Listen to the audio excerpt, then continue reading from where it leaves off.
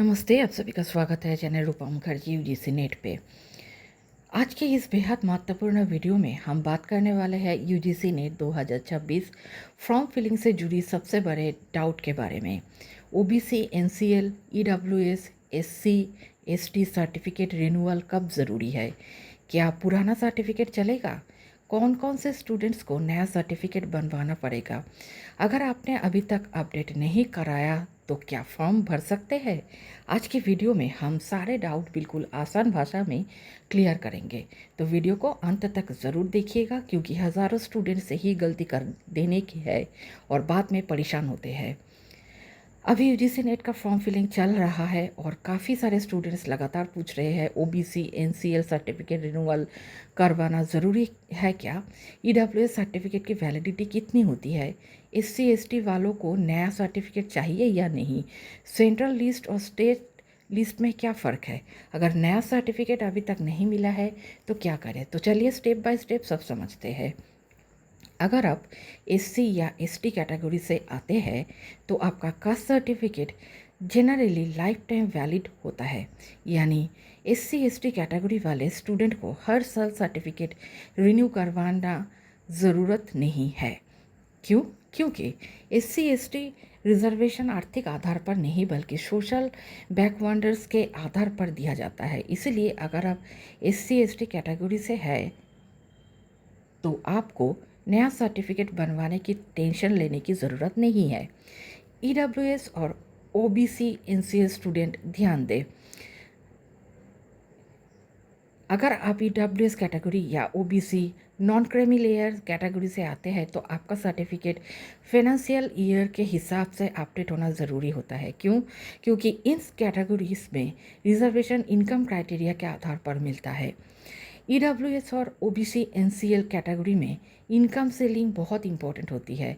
अभी current criteria के अनुसार एनुअल फैमिली इनकम 8 लाख से कम होना चाहिए।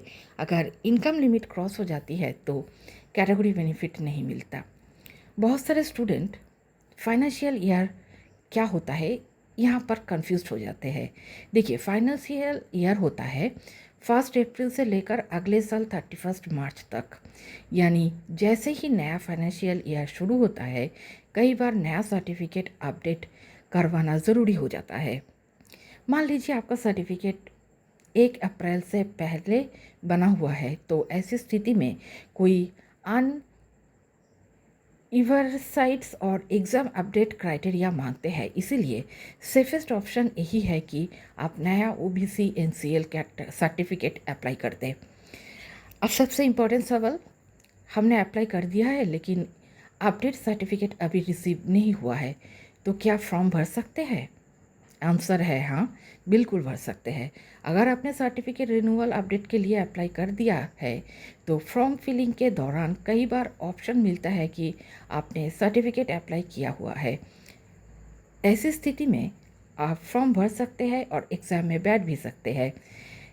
लेकिन एक गलती बिल्कुल मत करना, काफ़ी सारे स्टूडेंट्स लास्ट मोमेंट तक वेट करते रहते हैं।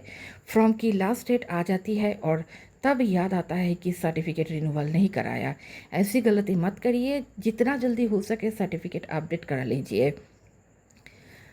अब बात करते हैं दूसरी कंफ्यूजिंग टॉपिक्स के ऊपर।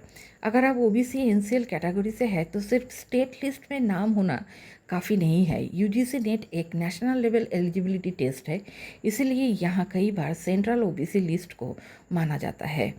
आप national commission of backward classes की वेबसाइट पर जाकर चेक कर सकते हैं कि आपकी कास्ट सेंट्रल लिस्ट में है या नहीं। अगर आपकी कास्ट सिर्फ स्टेट लिस्ट में है और सेंट्रल लिस्ट में नहीं है तो फ्यूचर में इशू हो सकता है।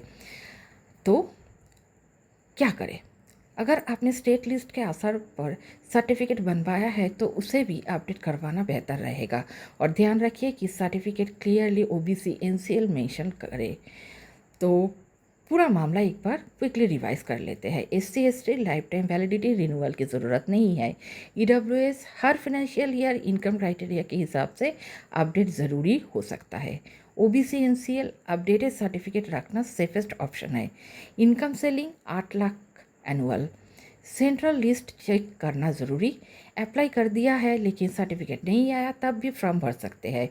सर्टिफिकेट रिलेटेड चीज़ को हल्के मत लीजिए। छोटी सी गलती फ्यूचर में डॉक्यूमेंट्स वेरिफिकेशन के समय प्रॉब्लम क्रिएट कर सकती है, इसीलिए जल्दी अप्लाई करें, अपडेटेड डॉक्यूमेंट्स रखें, सेंट्रल लिस्ट ज़रूर चेक करें, लास्ट डेट तक वेट मत करें। अब थोड़ी बात आपकी प्रिपरेशन की। अगर आप यूजीसी नेट 2026 की तैयारी कर रहे हैं तो अभी से एमसीक्यू प्रैक्टिस शुरू कर दीजिए, क्योंकि बिना प्रैक्टिस के एग्ज़ाम क्रैक करना बहुत मुश्किल होता है। पेपर 1 और पेपर 2 दोनों की तैयारी बैलेंस तरीके से करें। याद रखिए, यूजीसी नेट से पढ़ने से नहीं, प्रैक्टिस से क्लियर होता है।